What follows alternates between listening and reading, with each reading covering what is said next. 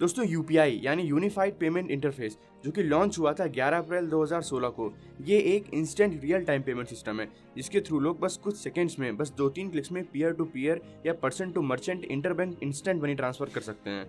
और ये अब तक का वर्ल्ड का फास्टेस्ट मनी ट्रांसफर सिस्टम है। और सितंबर 2022 तक यूपीआई के more than 10 crore active customers हो गए, जिनका मंथली वॉल्यूम 6.7 बिलियन ट्रांजैक्शंस है, जिसकी टोटल वैल्यू 11 लाख करोड़ से ज़्यादा है। और ये सिर्फ एक महीने का डेटा है।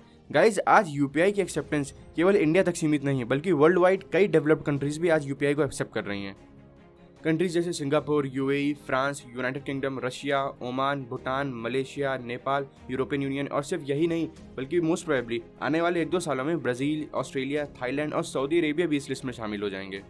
तो हे गाइस, दिस बॉय के, और आज की इस वीडियो में हम यूपीआई से रिलेटेड 5 सवालों के जवाब जानेंगे कि सबसे पहला कि यूपीआई क्या है और ऐसा क्या हुआ जो हमें इतनी एडवांस टेक्नोलॉजी आईएमपीएस के रहते हुए भी यूपीआई को डेवलप करना पड़ गया।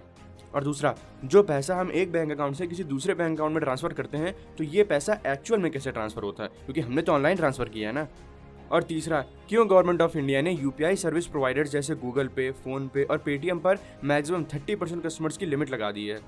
और चौथा, किस तरह ये यूपीआई इंडियन इकोनॉमी के लिए गेम चेंजर साबित हो रहा है और गवर्नमेंट ऑफ इंडिया यूपीआई को दुनिया भर में इतना प्रमोट क्यों कर रही है, जबकि यूपीआई के फ्री होने की वजह से उल्टा हर साल गवर्नमेंट ऑफ इंडिया को 1500 करोड़ का लॉस बेयर करना पड़ता है। साथ ही हम ये भी समझेंगे कि इस स्टेज पर भी यूपीआई के सामने कौन कौन से नेक्स्ट चैलेंजेस हैं।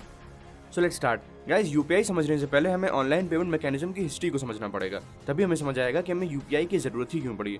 तो बात है 1990s की। उस टाइम जब किसी को ऑनलाइन पैसे भेजने होते थे तब वो उसे ईसीएस यानी इलेक्ट्रॉनिक क्लियरिंग सर्विसेज के थ्रू भेज सकता था। और ये सर्विसेज यूजुअली बड़े बड़े इंस्टीट्यूशन जैसे कोई कंपनी, रेलवेज, गवर्नमेंट के द्वारा यूज की जाती थी सैलरी, पेंशन या फंड्स ट्रांसफर करने के लिए। बाकी के 90% लोग मनी ऑर्डर यूज किया करते थे। और ये ईसीएस को डेवलप किया था इंडिया की सेंट्रल बैंक आरबीआई ने। फिर अर्ली 2000 आते आते जब इंटरनेट कॉमन हो गया तब आरबीआई को लगा कि उन्हें आम लोगों के लिए भी एक ऑनलाइन पेमेंट सिस्टम बनाना चाहिए। और तब जाकर 2004 में आरबीआई ने इंट्रोड्यूस किया आरटीजीएस यानी real time gross settlement system. But इसमें कंडीशन ये थी कि इसमें सिर्फ 2 लाख से ज़्यादा का अमाउंट ट्रांसफर किया जा सकता था, वो भी ऑफिस आवर्स में, क्योंकि आरबीआई को खुद अपने सिस्टम पर भरोसा नहीं था। तो अगर कोई प्रॉब्लम आती तो आरबीआई इंजीनियर्स ऑफिस आवर्स में उसे रिजॉल्व कर लेते। और आरटीजीएस में कस्टमर्स को पर ट्रांजैक्शन का कुछ चार्ज भी देना होता था, ₹2.5 से लेकर ₹55 तक। इस एक्स्ट्रा चार्ज को एमडीआर यानी मर्चेंट डिस्काउंट रेट बोलते हैं। बट आरटीजीएस में भी कुछ कमियां थीं, जैसे जिन्हें 2 लाख से कम का अमाउंट ट्रांसफर करना होता था या किसी इमरजेंसी या अर्जेंट ऑफिस आवर्स के अलावा किसी को ट्रांसफर करना होता था, तब उसके लिए उनके पास कोई ऑप्शन नहीं था। तो इसके लिए आरबीआई ने 2005 में डेवलप किया एनईएफटी यानी नेशनल इलेक्ट्रॉनिक फंड ट्रांसफर। अब इसमें फंड ट्रांसफर की कोई लिमिट नहीं थी, बट इसमें भी पेमेंट इंस्टेंट नहीं होती थी। मतलब किसी पर्टिकुलर 30 मिनट्स में जितने भी ट्रांजैक्शंस रिक्वेस्ट बैंक के पास आती थी, बैंक्स उनका एक बंच बनाकर हर 30 मिनट्स में एक बार प्रोसेस करता था। इस तरह से बैंक्स दिन भर में 48 बैचेस बनाकर फंड ट्रांसफर किया करते थे। बट इसमें भी प्रॉब्लम ये थी कि अभी भी कस्टमर्स को 0 से 30 मिनट्स तक वेट करना पड़ सकता था। तो इसी एनईएफटी को और बेहतर करके 2010 में लॉन्च किया गया आईएमपीएस यानी इमीडिएट पेमेंट सर्विस। इसे डेवलप किया था एनपीसीआई ने, और एनपीसीआई को डेवलप किया था आरबीआई और इंडियन बैंक एसोसिएशन ने as an umbrella organisation for settling retail payments. तो इस आईएमपीएस में 2 लाख से कम, ज़्यादा या जो भी अमाउंट हो वो इंस्टेंटली ट्रांसफर किया जा सकता था। और अब जब भी किसी को कहीं भी कोई ऑनलाइन पेमेंट करनी होती तो उनके पास अपनी स्क्रीन पर 3 ऑप्शन दिखते, एनईएफटी, आरटीजीएस और आईएमपीएस, और वो अपनी सहूलियत के हिसाब से किसी से भी पेमेंट कर सकते। बट इसमें भी एक वही प्रॉब्लम थी कि टाइम ज़्यादा लग रहा था। जितनी बार भी हमें किसी को पेमेंट करनी होती, हमें हर बार सामने वाले का बैंक अकाउंट नंबर डालना पड़ता, बैंक आईएफएससी डालना पड़ता, फिर ओटीपी का वेट करना पड़ता और भी कई डिटेल्स एंटर करनी पड़ती। और लेट्स से कि किसी को रिटेल शॉप पर ₹10 की मैगी खरीदनी है तो उसकी ऑनलाइन पेमेंट कैसे की जाए। और तब जाकर फाइनली 2016 में एनपीसीआई ने यूपीआई डेवलप किया। और यूपीआई का फर्स्ट इंप्रेशन हमें 2013 सितंबर में देखने को मिलता है, जब उस टाइम के RBI governor mister Raghuram Rajan और एनपीसीआई के सीईओ मिस्टर दिलीप आजमे ने फाइनेंस मिनिस्ट्री को इस टेक्नोलॉजी के बारे में सजेस्ट किया। गाइज, यूपीआई से हम पेमेंट्स फास्ट और एफिशिएंट तरीके से तो कर ही सकते हैं, बट इसके अलावा भी इसके 3 और मेजर फायदे हैं। पहला, ट्रांसपेरेंसी या control on black money. India जैसी कंट्री जहां हमारी ब्लैक मनी जीडीपी का ऑलमोस्ट 20% है, वहां यूपीआई से काफ़ी हद तक ट्रांसपेरेंसी बढ़ेगी और एटलीस्ट छोटे रिटेलर्स तो अपना कैश फ्लो नहीं छुपा पाएंगे। और दूसरा फायदा, गवर्नमेंट अपनी मॉनेटरी बेस्ड वेलफेयर स्कीम्स का फायदा एफिशिएंटली लोगों तक पहुंचा सकती है। इंडिया के former prime minister mister Rajiv Gandhi ने कहा था कि सेंटर से ₹1 चलता है, तब जाकर लोगों को ₹1 में से बस 15 पैसे मिलते हैं। और ऐसी ही कुछ प्रॉब्लम्स आज भी थी। एग्जाम्पल, रिसेंटली कोरोना में गवर्नमेंट ने 20 रुपए के मास्क को सब्सिडी देकर 2 रुपए का कर दिया था, बट फिर भी ग्राउंड लेवल पर उसे 20 रुपए में ही बेचा गया। और यूपीआई के आने के बाद से गवर्नमेंट को अगर किसी को मास्क बांटना भी है तो गवर्नमेंट सब्सिडी की जगह मास्क का QR कोड जनरेट करके लोगों में बांट देगी, और वो QR कोड बस गवर्नमेंट की रजिस्टर्ड मेडिकल शॉप पर ही वैलिड होगा। मतलब उस QR से बस मास्क ही खरीदा जा सकेगा और कुछ नहीं।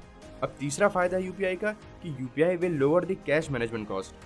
साल 2022 में आरबीआई ने अप्रॉक्स 21,000 करोड़ रुपए खर्च किए सिर्फ कैश को मैनेज करने में।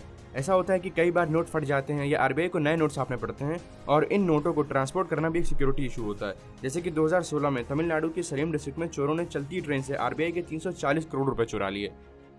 तो अब यहाँ तक तो हमने समझा कि यूपीआई के एडवांटेजेस क्या क्या हैं। अब जरा ये समझते हैं कि जब हम किसी एक बैंक से किसी दूसरे बैंक में पैसे ट्रांसफर करते हैं तो एक्चुअल में वो पैसा कैसे ट्रांसफर होता है। लेट्स से कि किसी पर्सन ए का अकाउंट HDFC बैंक में है और किसी पर्सन बी का अकाउंट SBI में है, और ए ने बी को ऑनलाइन 1,000 रुपए ट्रांसफर किए हैं। तो इस केस में सिर्फ नंबर्स इधर से उधर होंगे, मतलब पर्सन ए के अकाउंट से 1,000 रुपए कम हो जाएंगे और पर्सन बी के अकाउंट में 1,000 रुपए ऐड हो जाएंगे। बट यहाँ एक्चुअल कैश ट्रांसफर तो हुआ ही नहीं। तो देखिए, एक दिन में एक बैंक से किसी दूसरे बैंक में जितना नेट पैसा ट्रांसफर होता है, सपोज एक दिन में SBI से 1,000 करोड़ रुपए HDFC में ट्रांसफर हुए और HDFC से SBI में 600 करोड़ रुपए ट्रांसफर हुए, तो दिन के एंड में ये दोनों ही बैंक्स एक रिपोर्ट RBI को सबमिट करेंगे और HDFC अपने नजदीकी RBI करेंसी चेस्ट में 400 करोड़ रुपए जमा कर देगा, और अब SBI उस करेंसी चेस्ट से 400 करोड़ रुपए ले सकता है। करेंटली इंडिया में 2,878 करेंसी चेस्ट हैं। अब इसी के साथ आगे बढ़ते हुए समझते हैं कि गवर्नमेंट ऑफ इंडिया ने यूपीआई सर्विस प्रोवाइडर्स पर क्यों टोटल कस्टमर्स की 30% कस्टमर्स की लिमिट लगा दी है। तो इसका रीजन है मोनोपोली। NPCI के अकॉर्डिंग यूपीआई में 46.7% मार्केट शेयर फोनपे का है और 33.3% शेयर जीपे का है, और ये दोनों ही कंपनीज फॉरेन कंपनीज की सब्सिडरीज हैं। फोनपे को वॉलमार्ट ओन करता है और जीपे को गूगल, यानी almost 80% market share foreign companies के पास है। और ये एक ब्लंडर ही होगा कि किसी कंपनी की ऑनलाइन पेमेंट्स का 80% सिर्फ 2 कंपनीज के पास है। तो गवर्नमेंट ने इन कंपनीज को 2 साल का टाइम दिया है कि वो अपने कस्टमर्स कम करें, वरना उन पर हैवी फाइन इम्पोज किया जाएगा। अब चलिए समझते हैं कि गवर्नमेंट यूपीआई को इतना प्रमोट क्यों कर रही है। तो इसके 2 मेन रीजन है, और सबसे पहला रीजन है कि हमें कैश मेंटेन करना पड़ता है, जिसके बहुत चार्जेस होते हैं, अप्रॉक्स हमारी GDP का 1.5 से 2%। मतलब कैश को संभालने का हमारा काफ़ी खर्चा बच जाएगा। और दूसरा रीज़न है जिस वजह से गवर्नमेंट इसको प्रमोट कर रही है, वो है कि कभी भी अगर हमें स्विफ्ट नेटवर्क से रेस्ट्रिक्ट कर दिया जाए तो उसके बाद भी हम इंटरनेशनल ट्रेड आराम से कर सकें, क्योंकि ऑलमोस्ट 20+ कंट्रीज यूपीआई यूज़ कर रही हैं। अब जिन्हें स्विफ्ट नेटवर्क नहीं पता वो अभी के लिए बस इतना जान लें कि बड़े बड़े फाइनेंशियल इंस्टीट्यूशंस जैसे कोई कंट्री या कोई बड़ी कंपनी जब भी कोई इंटरनेशनल पेमेंट करती है तो वो स्विफ्ट नेटवर्क के थ्रू ही करती है, और इनडायरेक्टली स्विफ्ट का पूरा कंट्रोल यूएस के पास है। और रिसेंटली रशिया यूक्रेन वॉर में यूएसए ने रशिया को स्विफ्ट नेटवर्क से बैन कर दिया था, जिस वजह से रशिया का $200 बिलियन का नुकसान हुआ। तो इसलिए न केवल इंडिया बल्कि वर्ल्ड वाइड कई कंट्रीज किसी ऑल्टरनेट पेमेंट मेथड में इंटरेस्टेड हैं। तो गाइज, ये था यूपीआई का पूरा एक्सप्लेनेशन, और आप आने वाले टाइम में जिस भी टॉपिक पर वीडियो चाहते हो वो हमें कमेंट बॉक्स में बता सकते हैं, हम उस पर वीडियो ज़रूर बनाएंगे। Thank you.